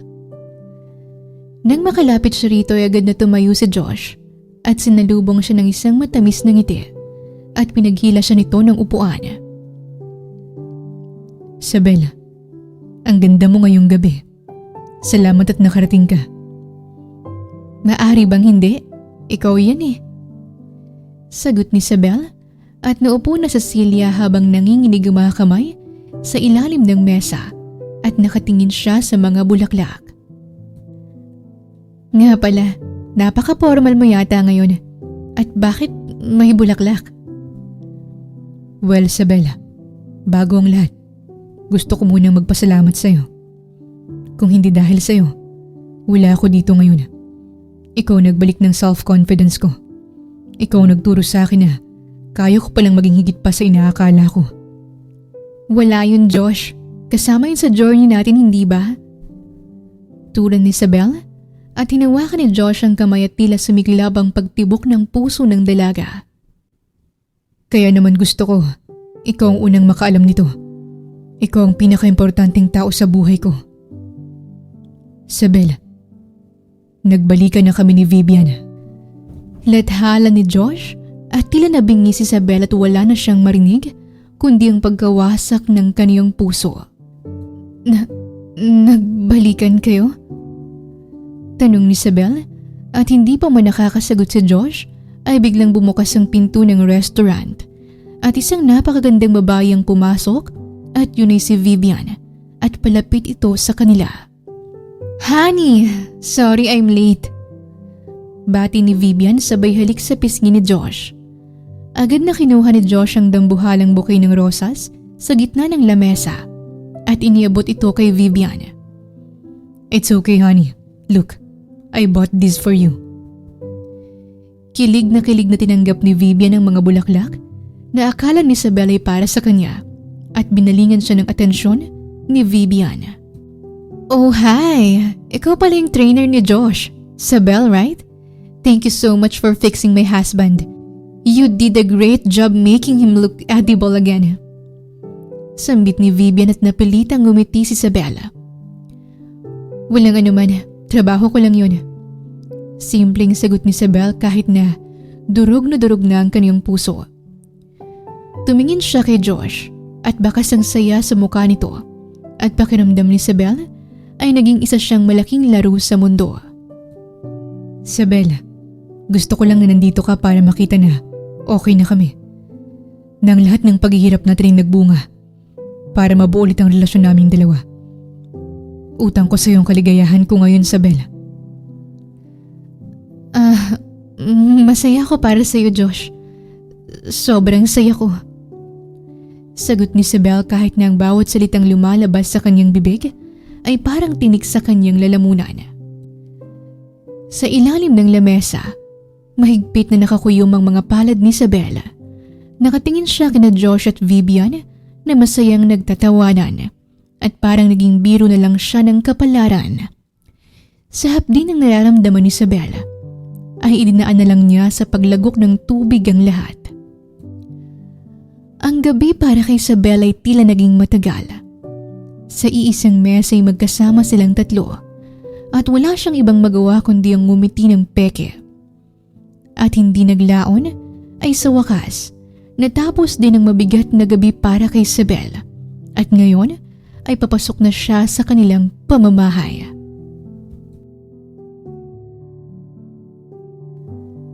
O anak, kumusta ang date kasama si Josh? Ganadong tanong ni Gardo at matamlay siyang tinignan ng kanyang anak. Maayos naman at masaya. Matulog na po ako. Walang inarhiyang sambit ni Isabel at dumiretso sa kanyang silid. Nang makapasok sa kanyang silid ay pasalampak na hiniga ni Isabel ang kanyang sarili sa kama at doon umiyak ng umiyak at pinakawalan ang sakit na kanina pa niya pinipigilan. Sino ba naman ako para mahalin niya, hindi ba? Isa lang naman akong hamak na coach niya. Bakit ka kasi nahulog sa kanya, Isabel? Alam mo namang umpisa pa lang ay may minamahal ng ibang tao eh. Tapos nahulog ka pa. Ang tanga-tanga mo. Nakakahiya ka. Nag-assume ka na para sa iyong bulaklak. Ayan, anong napala mo? Gaga ka kasi. Sambit ni Isabel sa kanyang sarili at patuloy sa kanyang pag-iyak. Kinaumagahan ay maagang pumasok si Isabel sa gym at ganon din si Josh. Si Josh ay ganado habang si Isabel naman ay parang walang gana. Isabel, good morning. Bakit ang lungkot ng mukha mo? Hindi ka ba masaya para sa akin? Kagabi parang hindi tayo masyadong nakapag-usap dahil naging busy kami ni Vivian. Sambit ni Josh at tinignan siya ni Isabel ng diretso sa mga mata. Josh, baka ito na huling pagkikita natin sa gym. At baka ito na huling nating pagsasama. Sambit ni Isabel at kumunot ang noo ni Josh na para bang may kirot at hapdi sa kanyang puso. Anong ibig mong sabihin? May sakit ka ba? O baka kailangan mo ng bakasyon? Hindi. Total maayos ka na't masaya ka na. Kumpiyansa ako na hindi ka na muling lalaki o tataba. Josh, napagpasyahan kong umalis. Umalis? Mag-a-abroad ako. Aayusin ko mga papeles ko. May offer sa akin sa Dubai bilang senior fitness instructor. Mas malaki ang kita. Mas magandang oportunidad. Pero Isabel, bakit biglaan? Paano yung gym mo? Paano ako? Anong paano ka? Hindi mo na ako kailangan. Matanda ka na at alam mo na ang gagawin mo. Tsaka nandito ako para magpaalam. Yun lang, Josh. Sige, aalis na ako. Paalam ni Isabel, sabay talikod. Hindi nakakibo si Josh. Parang binuhusan siya ng malamig na tubig. Gusto niyang magmakaawa, pero wala siyang makitang dahilan para pigilan ang dalaga sa pag-unlad nito. Sino lang ba siya para pigilan ito? Matapos ang araw na yun, tuluyan ang nawala si Isabel sa buhay niya. ngunit hindi ito nawala sa isipan niya. Ilang beses na rin niyang pinag-isipan na dalawin nito sa pamamahay nito, ngunit hindi niya alam kung paano ito gagawin. At maging siya'y naguguluhan sa nararamdaman niya. May parte sa kaniyang puso na ayaw niyang makitang lumalayo si Isabel sa kaniyang buhay. Kasalukuyang nasa isang fine dining restaurant ngayon sina Vivian at Josh, habang magkahawak ang kanilang mga kamay, at proud na proud si Vivian sa itsura ng bagong Josh. Everyone is staring at you, honey. Ang galing talaga ni Isabel, no? Ginamit mo lang siya para marating ang tagumpay mo and to win me back. Wika ni Vivian at tila may gagambang gumapang sa ulo ni Josh at narindi siya sa mga kataga ni Vivian. Nawalan ako ng gana. Umuwi na tayo. Sambit ni Josh, sabay talikod at iniwan si Vivian. Josh! Sandali! Ano bang problema mo? Josh! Tawag ni Vivian at panay ang kanyang paghabol kay Josh hanggang sa narating nila ang kanilang kotse. Josh! Ano bang problema? Ha? Ano bang problema mo? Hindi ko alam. I don't know kung anong problema ko. Pero isa lang ang sasabihin ko sa'yo. Huwag na huwag mong sasabihin sa akin na ginamit ko lang si Isabel para sa'yo. Josh! Siyang dahilan ng kinagagalit mo? She's nothing! She's just your coach! Hindi siya basta wala lang, Vivian. Hindi siya basta wala lang. You know, I don't even understand myself kung bakit kasama pa kita eh. What do you mean, Josh? Being with you, I don't know. I can't feel anything. Getting back with you is the wrong choice. Gusto kong patunayan sa'yo na balang araw ay masasabi mo sa sarili mo na nagkamali ka sa pagtrato mo sa akin. And I realized my mistake, Josh. Yes, dahil gantong itsura ko, kaya ganyan ang nararamdaman mo. Pero kung mataba pa rin ako, hindi mo ko lilingunin, Vivian. And I don't care about you anymore. At wala na akong balak patunayan pang sarili ko sa'yo. At maling nagkabalikan pa tayong dalawa. Habang ikaw ang kasama ko, si Isabel ang nasa isip ko at nasa puso ko. Vivian, I want to do the right thing. At para gawin yun ay kailangan kong kalimutan ang pagkakamali ko. At ikaw yun. I'm breaking up with you. I'm sorry. Josh! Sandali! Sandali! You can't do this to me, Josh! Sigaw ni Vivian ngunit iniwan na siya ni Josh. Nang makapagpa siya'y walang pagdadalawang isip na minaneho ni Josh ang kaniyang kotse papunta sa pamamahay ni Isabel. At si Isabel naman ay abala sa pag-check ng kaniyang mga papeles sa loob ng kaniyang kwarto. At hindi naglaon ay narating na ni Josh ang pamamahay ni Isabel. Manggardo! Tao po! Manggardo! Aling Ninita! Tao po! Oh Josh, gabi na! Bakit kayo pa naparito? Wika ni Manggardo habang pinagbubuksan ng gate ang bisita. Nandyan po ba si Isabel? Pwede ko ba siyang makausap? Nasa loob. Pa, sino yan? Ikaw na pala yun, anak. Hanap ka ni Josh kaya kausapin mo. Si Josh? Pag-uulit ni Isabel at lumabas siya ng gate. Maiwan ko muna kayo ha. Parang mahalagang pag-uusapan yung dalawa. Wika ni Gardo tsaka iniwan ang dalawa. Oh Josh, gabi na. Bakit ka na parito? Isabel, I don't know where to start pero huwag kang umalis please. Ano? Bakit? Anong nakain mo? Wala akong nakain pero may pinaramdam ka sa akin na hindi ako matahimik, Isabel. Akala ko kailangan kong patunayan ng sarili ko sa iba. Pero hindi pala. At kung may nais man akong patunayan, ay ang sarili ko sa'yo. Josh, ano to? I've been thinking about you, Isabel. I've been thinking about you. Kung ano ka ba at kung sino ka ba talaga para sa akin. Josh, simula nung araw na sinabi mo sa akin na aalis ka, nalalayo ka, hindi na ako natahimik, Isabel. Araw-araw at gabi-gabi kitang iniisip. Hindi ka mawala sa isipan ko at nakaukit ka na rito sa puso ko. Hindi pa ako nabaliw ng ganito ng isang babae. Isabel, ni si Vivian ay hindi nakagawa ng gantong pakiramdam sa akin. It's you, Sabel. It's only you. Mahal kita. Mahal kita, Sabel. Believe it or not, mahal kita. Please huwag ka nang umalis. Wika ni Josh sa mahabang litanya at hindi agad nakaimik si Sabel. Josh, mahal mo ko? Baka gutom ka lang. Halika, may adobo pa sa loob. Sabel, I'm serious.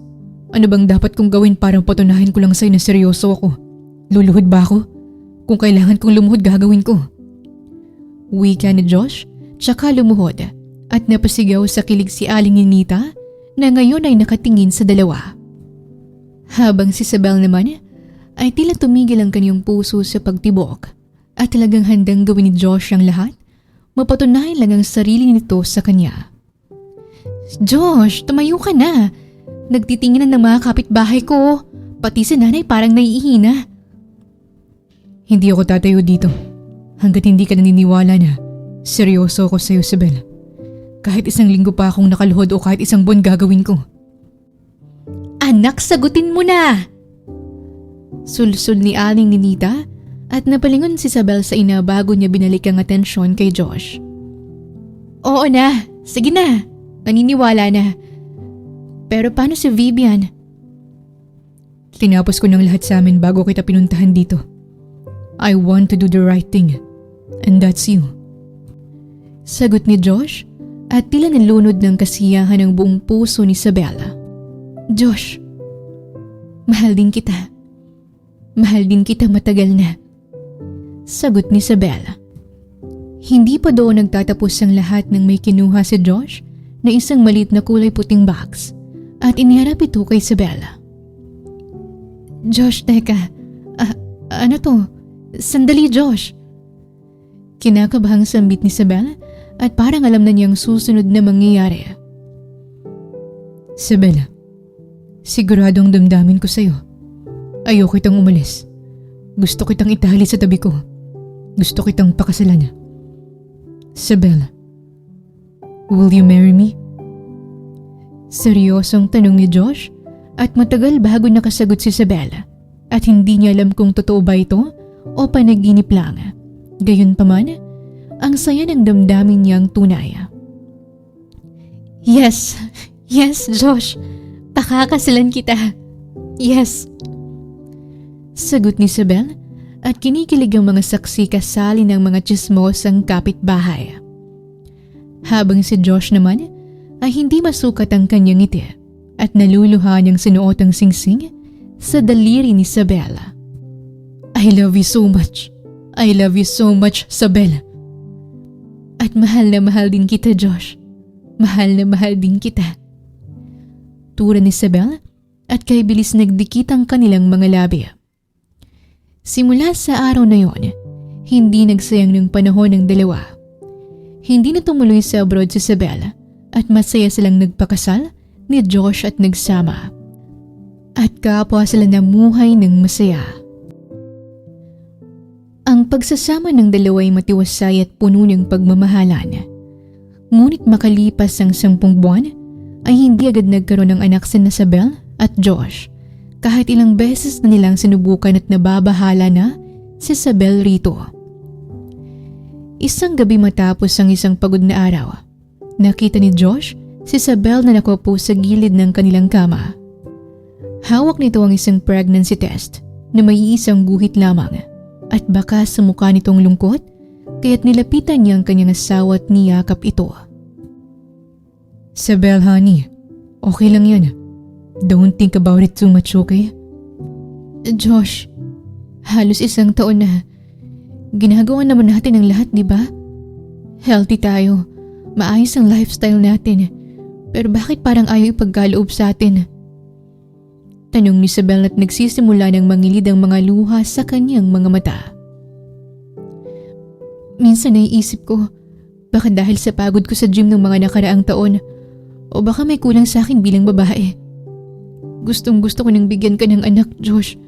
Alam kong pangarap mo rin yun. Makinig ka sa akin, Sabel. Nung una tayong magkita, tinuruan mo ko ng pagbabago'y hindi minamadali. Ganon din ang tingin ko sa pamilya natin. Wala tayong dapat madaliin. Magkakaroon din tayo ng anak, magtiwala ka lang. Pero natatakot ako, Josh. Paano kung hindi talaga mangyari? Paano kung hanggang dito na lang tayo? Isabel, pinakasalan kita dahil ikaw ang gusto kong makasama habang buhay. May anak man tayo o wala. Bonus na lang ang bata pero ang pundasyon ng bahay na to, ikaw at ako yun. Hindi mo babawasan ang pagmamahal ko sa'yo dahil lang sa isang guhit sakit na yan. Wika ni Josh at napahikbi si Isabela.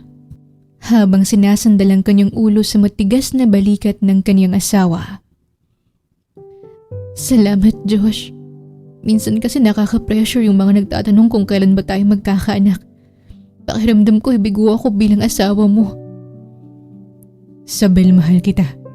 At kailanman na hindi ka nagkulang. Kung gusto mo, magpatingin tayo sa doktor. At gabi-gabi susubukan natin ng paulit-ulit. Tsaka isipin mo na lang, kung wala pa tayong baby, ibig sabihin ay marami pa tayong oras para mag-date. Solo pa kita. Wika ni Josh at napatawa si Isabela. Bolero ka pa rin hanggang ngayon. Seryoso ako. Mahal kita, Isabel. Higit pa sa katanong pangarap na magkaroon ng anak. Handa akong maghintay kahit gaano pa katagal. At kung dumating man yung araw na yun, alam kong ikaw ang magiging pinakamagaling na ina sa buong mundo. Wala akong masabi, Josh, kundi mahal kita ng sobra-sobra. At mahal na mahal din kita, Isabel. Tura ni Josh at isang masarap na halikang ginawad niya sa labi ng kanyang asawa. Sa sumunod na araw ay nagpasya sina Josh at Isabel na magpatingin sa doktora. At lumipas pa ang 2 araw ay muli silang bumalik sa ospital para makuha ang resulta. At ngayon ay kasalukuyang nakausap ng 2 doktora. Mr. and Mrs. Salvador, ito ang resulta. Wika ng doktor at inabot ang resulta ni Isabel at laking tuwa ni Isabel dahil maayos ang kaniyang resulta. Ngunit si Josh ay hindi natutuwa. Sa'yo naman, Mr. Salvador, low sperm count and motility, possibly due to extreme lifestyle changes or past health issues. Sambit ng doktor at hindi na pumasok sa utak ni Josh ang sunod na mga sinabi ng doktora at blanko ang kaniyang pag-iisip. Kasalukuyang nasa loob na ng kotse ang 2 at walang imik si Josh. Ang aura nito ay mabigat na parang pinagsakluban ng langit at lupa. Sabay malakas nitong hinampas ang manibela na siyang kinagulat ni Isabela. Josh! Baog ako, Isabel. Baog ako. Ako paling may problema. Ako palang dahilan kung bakit naghihintay tayo sa wala. Ako ang dahilan kung bakit hindi tayo magkaanak. Wika ni Josh at napuno siya ng galit para sa kanyang sarili. Josh! Para saan pa tong katawan na to kung hindi pala kita mabibigyan ng anak? Napakawalang kwenta kong tao, Isabel. Sambit ni Josh at dalidaling hinawakan ni Isabel ang mukha ng kanyang asawa at pilit na inihaharap si Josh sa kanya. Josh, makinig ka. Huwag mo sabihin yan. Hindi yan sukatan ng pagkatao mo. Hindi yan ang kabuuan mo. Pero pangarap mo yun, Isabel. Pangarap mong magkaroon ng anak. At alam ko kung gaano mo kagustong maging ina. At ngayon dahil sa akin, baka hindi mo na maranasan yun. Baka mas mabuti pang humanap ka na lang ng iba na makapagbibigay ng pamilya sa'yo. Mabilis na sampal ang dumapo sa pisngi ni Josh at sapat na ito para matigilan siya. Huwag na huwag mong sasabihin yan. Pinakasalan kita dahil ikaw si Josh. Ang lalaking minahal ko noon kahit mataba ka pa. At ikaw lalaking mamahalin ko hanggang sa huling hininga ko. Ano ngayon kung wala tayong anak? Tanggap kita at mahal kita, Josh. Sambit ni Isabel at niyakap ng mahigpit ang kaniyang asawa at binaon ni Josh ang kaniyang mukha sa dibdib nito. Magkasama tayo rito, Josh. Kung walang anak ay okay lang. Kung kailangang dumaan sa ibang paraan, gagawin natin. Pero hindi ako aalis sa tabi mo, tandaan mo yan. Dugtong ni Isabel at may luhang hinagka ni Josh ang buhok ng kaniyang asawa. I love you, Isabel. Mahal na mahal kita. Patawad. Patawad, Isabel. Ani rito at mahigpit itong niyakap. Simula sa araw na yun ay niyakap ng dalawang katotohanan na maaaring sa kanilang pagmamahalan ay hindi na sila mabibiyayaan ng anak. Gayunpaman ay hindi nabawasan ng saya nila dahil tunay nilang mahal ang isa't isa sa hirap man o ginhawa. Lumipas ang isang buwan ay walang nagbago sa pagmamahalan ni Josh at Isabel. At kasalukuyang hinihiwa ni Isabel ang isang gulay para sa umagahan nila ni Josh nang bigla siyang makaramdam ng pagduduwal. Kaya't dali-dali siyang pumunta sa lababo at doon binuhos ang sama ng kaniyang pakiramdam. At narinig ito ng kaniyang asawa at nag-aalala siya nitong nilapitan. Han, are you okay? Tanong ni Josh habang himas ang likod ng kaniyang asawa. Okay lang ako. Hindi na naituloy ni Isabel ang nais niyang sabihin nang muli siyang maduwal. Han! May nakain lang siguro akong masama. Nakain? Wala pa tayong kinakain, Han. Hindi ko alam, Josh. Parang bumabaliktad yung sikmura at pakiramdam ko Sambit ni Isabel at hindi na niya naituloy ang nais niyang bigkasin nang bigla siyang mawalan ng malay. Mabuti na lang at maagap siyang nasalo ng kaniyang asawa. Han! Tarantang bigkas ni Josh at agad na binuhat ang kaniyang asawa at sinugod ito sa ospital. Kasalukuyang nasa loob ng silid ngayon ni Isabel si Josh at nag-aalalang nakatitig sa tulog niyang asawa. At hindi naglaon ay dahan-dahang nagmulat ng kaniyang mga mata si Isabel kaya't mabilis niya itong nilapitan. Han, how are you feeling right now? May masakit ba sa'yo? Nasusuka ka pa ba? Tell me. Doc! Sigaw ni Josh at hinawakan ni Isabel ang kamay ng kanyang asawa para pakalmahin ito. Han, okay lang ako. I'm all okay now. Ano ba kasing nangyayari sa'yo? Bigla ka nalang nasusukat na nawawala ng malay. Masyado mo kong pinaghahalala. Sambit ni Josh at biglang bumukas ang pintuan at bumunga doon ang doktor. Doc, how's my wife condition? May sakit ba siya? Malala ba? Kailangan ba ng operasyon? Wika ni Josh at napangiti ang doktor. Mister, wala kang dapat ipag-alala. Natural lang sa misis mong maduwal at mahimatay dahil sa kalagayan niya ngayon. Natural? Dok, anong ibig mong sabihin? Anong natural lang sa asawa kong himatayin?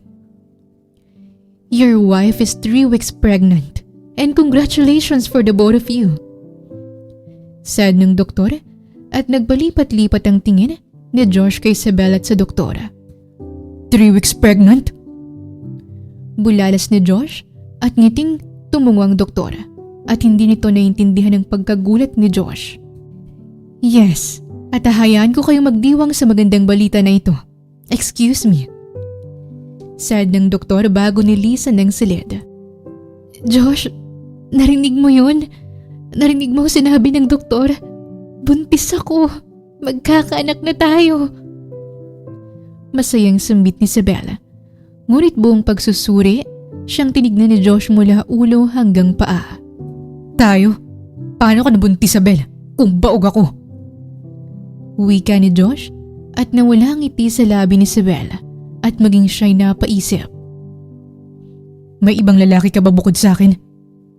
Josh, wala akong ibang lalaki, alam mo yan. Kung ganun, paano ka nabuntis, Isabel? Alam mo kung gaano kita kamahal at alam mo kung gaano ko kagustong magkaroon ng anak. But, are you playing on me? Are you cheating on me? Sinong ama ng batang yan? Josh, naririnig mo bang mga sinasabi mo? Wala akong ibang lalaki. Bawat gabi ikaw ang kasama ko. At paano naman sa mga gabing wala ako? Sa mga gabing malayo ako? Sino ang kasama mo? Dahil sa sakit ng mga silta'y malakas na sampal, ang iginawad ni Isabel sa pagmumukha ng kanyang asawa. At labis na nasasaktan ang kanyang puso sabay bagsak ng mga luha mula sa kanyang mga mata.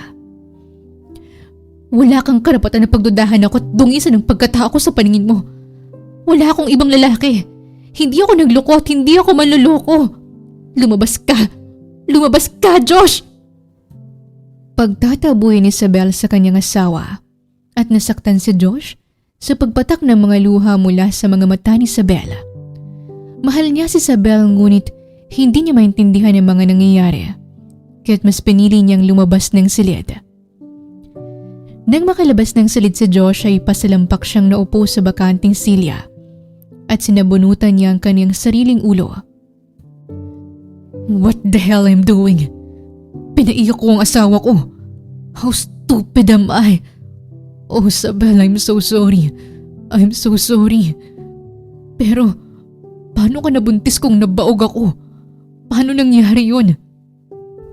Hindi kaya mali ang test result? Tanong niya sa kanyang isipan at gumuhit ang tuwa sa kanyang isipan. Right, that's right. Baka mali nga ang test result. That means, tatay na ako. Magiging tatay na ako. Magkakaanak na kami ni Isabel. Oh God, thank you so much. Masayang sambit ni Josh at agad nag-isip ng maaari niyang gawin para paganin ang loob ng kaniyang asawa. Bago bumalik si Josh sa silid ni Isabel, ay may dala siyang bulaklak at tiniyak niya na ang dala niyang mga bulaklak ay ang paborito nito. Han. Wika ni Josh ngunit tinandikuran siya ng kaniyang asawa. Labas! Han, I'm sorry na bigla lang ako. Pagsusumamo ni Josh at tumabi sa kaniyang asawa at ginawar ng munting halikang buhok nito. Han, I'm sorry. Pero sana naintindihan mo ako kung bakit gano'n ang nasabi ko. Han, baog ako. At ito ka. Nabuntis ka. Kung ikaw bang nasa kataliuan ko, anong gagawin mo? Anong iisipin mo? Anong mararamdaman mo? Sambit ni Josh at napatingin si Isabel sa kaniyang asawa. Magagalit ako, pero hindi mo pagkakailanan na nasaktan ako sa pagdududa mo, Josh. Ngunit naiintindihan kita kung bakit ganun ang nasabi mo sa akin, Josh. Wala akong ibang lalaki sa buhay ko. Hindi mo ba naisip na baka mali ang test result mo bago mo ako pagdudahan? Patawarin mo ako, Han. Naging mapusok lang ang damdamin ko at hindi na ako nakapag-isip pa. Kahit ipaulit mo ang test result mo, Josh, hindi ako natatakot dahil tunay mong anak ang dinadala ko. I'm sorry, Han. I love you. I'm sorry, please forgive me. Hindi na ulit kita pagdududahan. Sambit ni Josh at buo siyang nagsisisi sa kaniyang nagawa. Nang makalabas si Isabel sa ospital, ay hindi sila nagsayang ng oras. Bagkus ay sinamahan ni Isabel ang kanyang asawa upang ipaulit ang test result nito. At dala niya ang kumpiyansa sa kanyang sarili na mapapatunayan niyang kay Josh na maling nagduda ito sa katapatan niya at ngayon ay kaharap nilang doktor. Dok, nandito kami ng asawa ko para hilingin na ulitin mo ang test mo sa akin. Ipaulit? Buntis ako, Dok. At ayaw ko ng gantong pangyayaring makakasira sa pagsasama namin ng aking asawa. Kaya't nais naming ipaulit ang test. Sagot ni Isabel at nagpalipat-lipat ang mga mata ng doktor sa dalawa. Walang problema kung nais ninyong ulitin, ay uulitin natin. Sagot nito at muling sinagawa ang fertility test. Mr. Salvador, kagaya ng dati pwede niyong makuha ang resulta sa loob ng 2 araw. Kaya't bumalik kayo rito pagkatapos ng araw na yon. Sambit ng doktor at sinunod ito ng mag-asawa.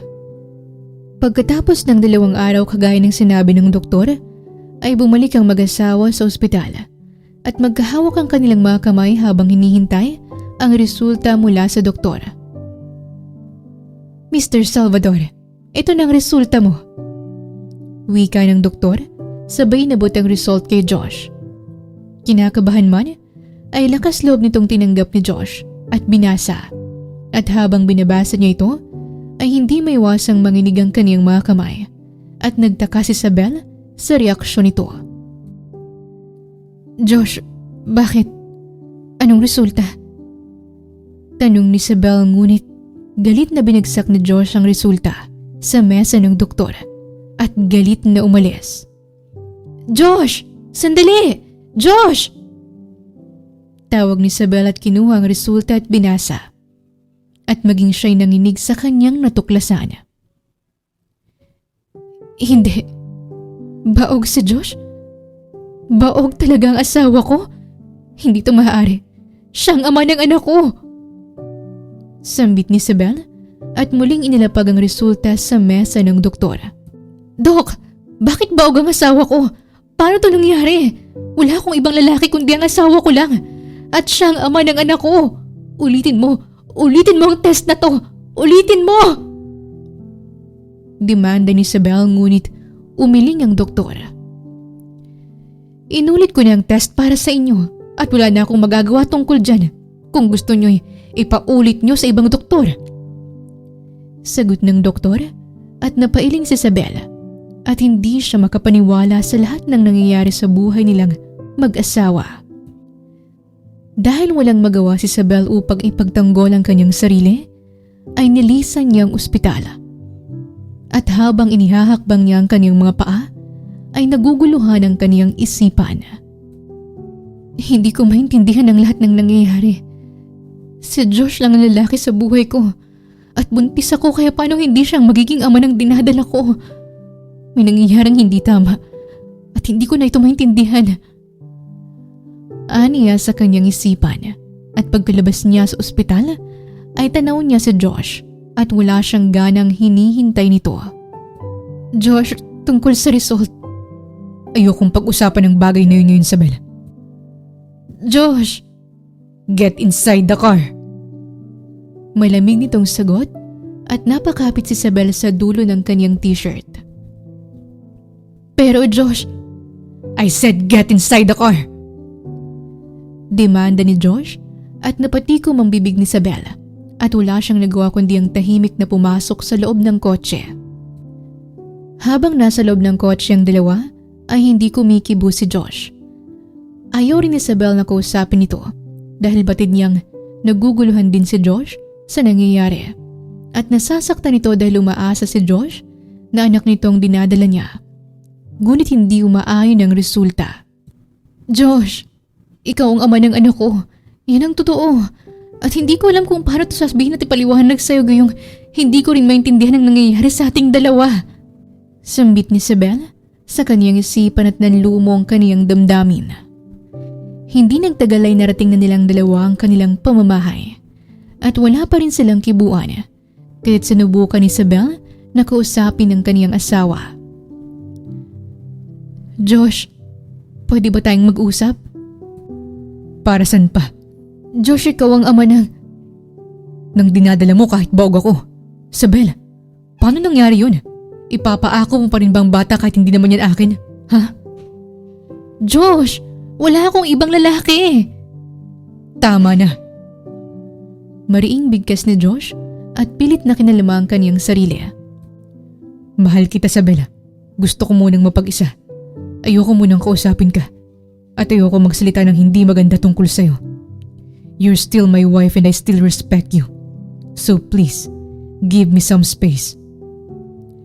Hiling ni Josh nang hindi tumitingin sa mata ng kaniyang asawa at higit na nasaktan si Isabel sa biglaang panlalamig nito. Patutunahin ko sa'yo na minsan ay hindi ako nagtaksil sa'yo, Josh. Hindi ko alam kung paano ko papatunahin ang sarili ko sa'yo. Pero gagawa ko ng paraan, Josh. Gagawa ko ng paraan. Bigkas ni Isabel bago niya tinalikuran ang kaniyang asawa. Habang sa kabilang banda naman, habang mag-isa si Josh ay binuksan niya ang kaniyang alak at pumunta sa gilid ng kaniyang swimming pool at doon nilagok ang kaniyang alak. Gulong-gulong ang kaniyang isipan at batid ng may kapal kung gaano niya kagusto ang maging ama sa anak ni Isabel. I love my wife. I want to be a father. I dream to have a family with my wife pero paano ko gagawin ang bagay na yun? Kung ang batang dinadala niya ay hindi ako ang ama. Why she keep on pretending na akin ang batang yun? Ang gulo ng isipan ko.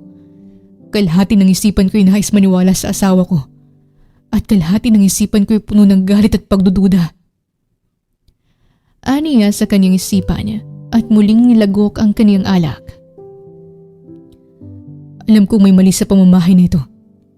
At tutuklasin ko ang kamalian na yun. Sambit ni Josh at nagpakasalasing kasama ang kaniyang alak. Kinaumagahan ay maagang nagising si Isabel at pagkababa niya ng hagdan ay nakita niya si Josh na nakabihis at nakaimpake na ito. Josh, saan ka pupunta? Aalis ako at matagal akong mawawala. Huwag mo akong tawagan at huwag mo akong isipin. Simula sa araw na ito, ay ikaw lang mag-isa sa pamamahay na ito. At hanggat maaari, ayoko makatanggap ng kahit isang tawag mula sa'yo. Sambit niya Josh at agad na lumabas bitbit ang kanyang maleta. Pero, Josh! Sandali! Josh! Tawag ni Isabel ngunit hindi na siya nilingon pa ng kanyang asawa at agad siya nitong iniwan. Habang papalayo ang kotse ng kanyang asawa ay hindi maiwasan ni Isabel ang malugmok. Negosyante si Josh at kung minsan ay iniiwan siya nito ng mag-isa. Ngunit iba ang pag-alis nito ngayon. Biglaan at parang hindi na babalik. Gayon pa man ay naging matapang si Isabel at walang balak na sumuko. Upang maibsan ang pait sa puso niya ay nagpasya siyang tawagan ng kaniyang tatay. Aba anak, kung nahihirapan ka na hindi ako magdadalawang isip na kunin ka mula sa asawa mo. Anak, pwede kang bumalik sa amin ng mama mo anumang oras. Kaya nating palakihin ang anak mo. Kaya natin yan bigyan ng maayos na buhay. Hindi man marangya pero natitiyak kung maayos natin siyang mapapalaki. Wika ni Gardo at ramdam ni Isabel ang pagmamahal ng kanyang ama. Kaya't napangiti siya. The best ka talaga pa. Pero wag ka pong mag-alala. Kaya ko po ito. At alam kong pagsubok lang ito sa pagsasama namin ni Josh. Kaya't hindi ako susuko. Malalampasan din namin ito, Papa. Wag po kayong mag-alala. Sige na po, may gagawin pa po ako. Paalam niya sa ama at binaba ang phone. Sa buong araw ni Isabel ay wala siyang ibang ginawa kundi ang maglinis ng bahay at aliwin ang sarili niya sa panunood ng movie. Habang sa kabilang banda naman ay nakatambay lang si Josh sa kabilang bahay at hindi totoong umalis siya para sa isang business meeting. Bagkus ay kasalukuyang pinapanood niya si Isabel sa kanyang laptop at lihim siyang nagkabit ng CCTV sa kanilang pamamahay at wala siyang nakikitang kahinahinala kay Isabel hanggang sa sumapit ang gabi. Puntong 9:00 ng gabi pumasok si Isabel sa loob ng silid nila ni Josh. At ilang segundo pa lang ay may nakita si Josh na isang lalaking nakasombrero ang pumasok sa loob ng pamamahay nila ni Isabel at dumaan ito sa pintuan na parang nakagawian na nito. I knew it. I knew it. Talagang may tinatago ka sa akin, Isabel. Bulalas ni Josh at dalidaling tumayo mula sa kanyang kinaupuan at lumabas ng naturang pamamahay at agad na umuwi sa bahay nila ni Isabel dala ang kaniyang galit. Isabel! Isabel! Galit na galit niyang tawag sabay binuksan ang pintuan ng kanilang kwarto.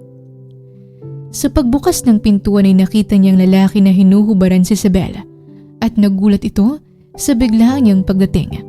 Habang si Isabel naman ay nakapikit at nakahiga sa kama. Bitawan mo ang asawa ko! Mabagsik niyang sambit sa lalaki at agad itong sinunggaban ng malakas na suntok. Sa loob ng silid ay kaliwat kanan na suntok ang binibigay ni Josh sa lalaki. Ngunit nagawa pa rin itong tumakas mula sa kanyang kamay. Bumalik ka dito! Hindi pa ako tapos sa'yo! Sigaw ni Josh, ngunit matuloy nang tumakbo ang lalaki palayo. At kung hindi siya magkakamali nasa 40 na, ang edad nito base na rin sa itsura. Sa init ng ulo ni Josh, ay malalaking hakbang niyang tinahak ang silid nila ni Isabel at galit na galit siya sa kanyang asawa na ngayon ay nagpapanggap pa rin na tulog. Isabel! Isabel! Tumayo ka dyan at kausapin mo ako. Isabel! Huwag mo akong lokohin. Bumangon ka dyan. Isabel! Tawag niya sa kanyang asawa ngunit hindi ito kumikilos. Kaya't nilapitan niya ito at niyugyog. Isabel, gumising ka na. Hanggang kailan ba babalak panindigan ang kasinungalingan mo? Hanggang kailan mo ba Balak magpanggap na tulog ha? Sabel! Sabel! Wika ni Josh at walang humpay na niyog-yog ang asawa. Subalit sa kabila ng malakas niyang pagyanig rito, ay hindi talaga nagigising ang kaniyang asawa at nagsimula na siyang mabahala at gumuhit ang pagtataka sa kaniyang muka, maging sa kaniyang boses. Sabel! Han! Han! Muling tawag niya rito. Ngunit napagtanto niyang hindi ito nagtutulog-tulugan, kundi talagang wala itong malay. Kaya agad niyang binuhat ang kaniyang asawa at sinugod ito sa ospital at mabilis silang inasikaso ng doktor. Doc, what's happening to my wife? Bakit wala siyang malay? Tanong niya sa doktor at bumuntong hininga ito. Mr. Salvador, natural lang namula ng malay ang asawa mo dahil ayon sa pagsusuri namin ay nakalanghap siya ng pampatulog. Pampatulog? Bulalas niya at bahagya pa silang nag-usap ng doktor hanggang sa natapos.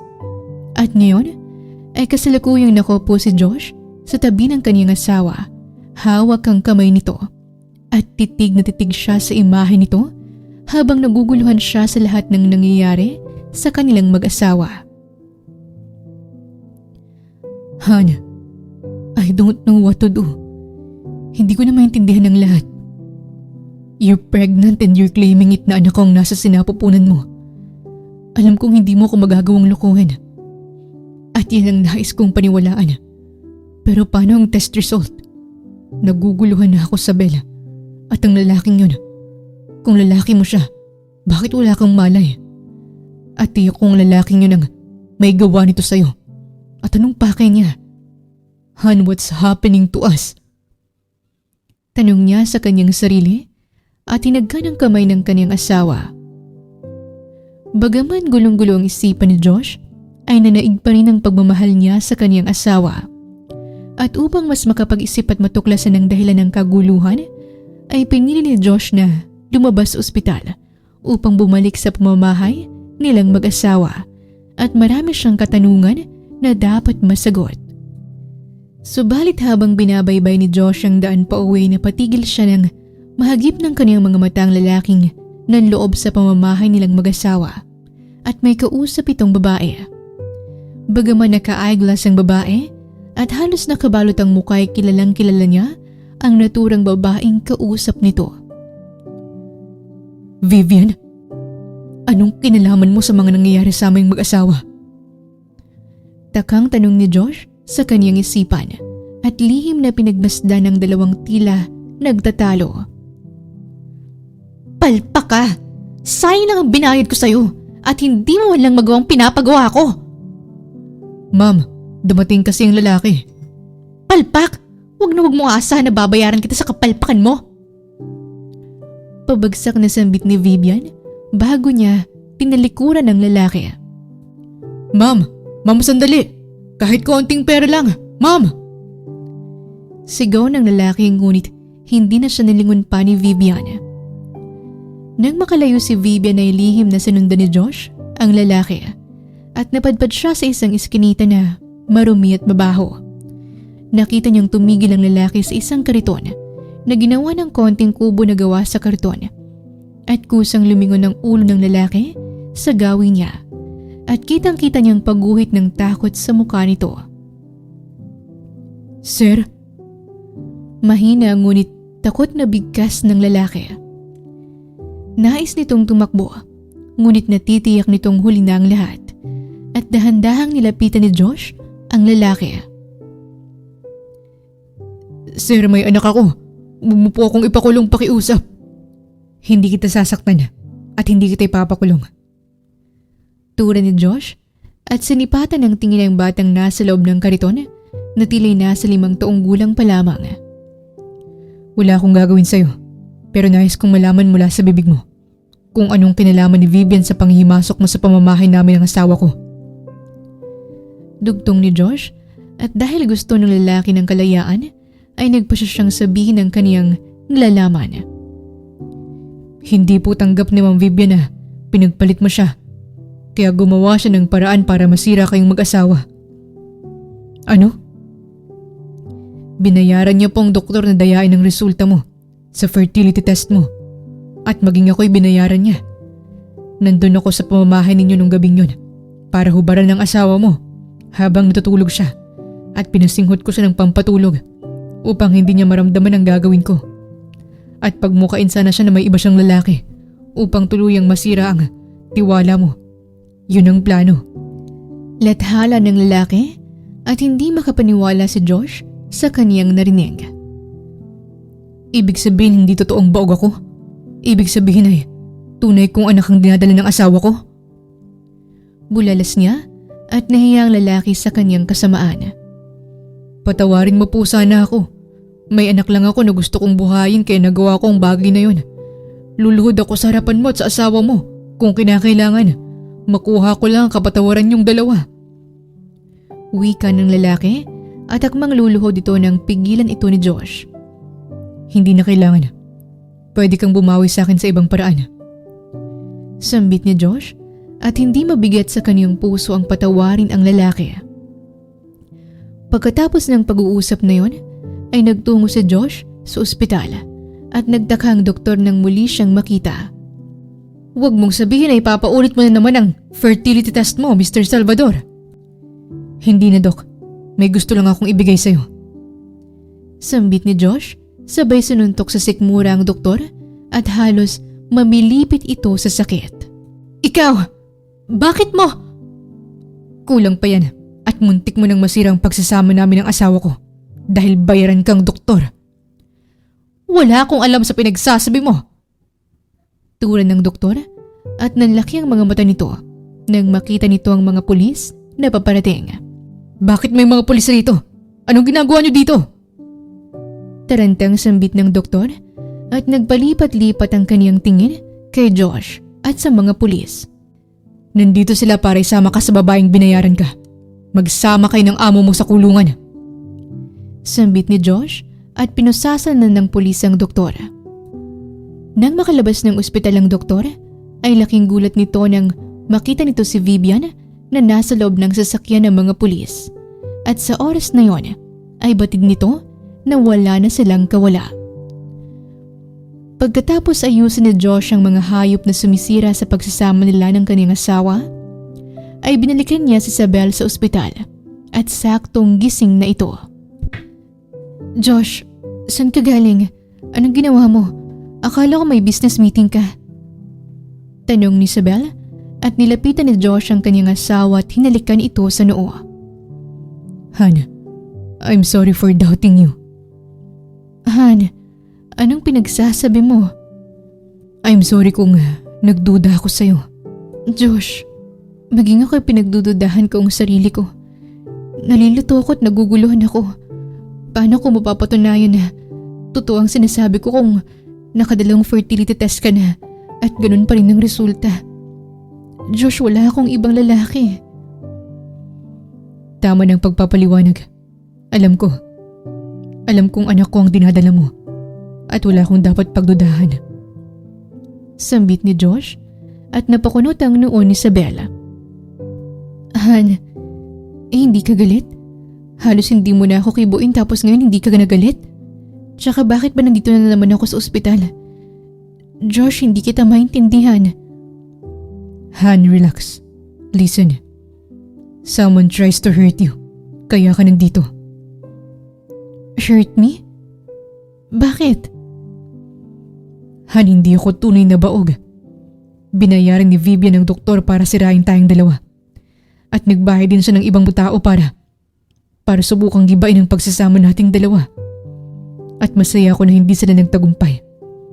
Masaya akong hindi naging huli ang lahat para sa akin bago ko nalaman ang katotohanan.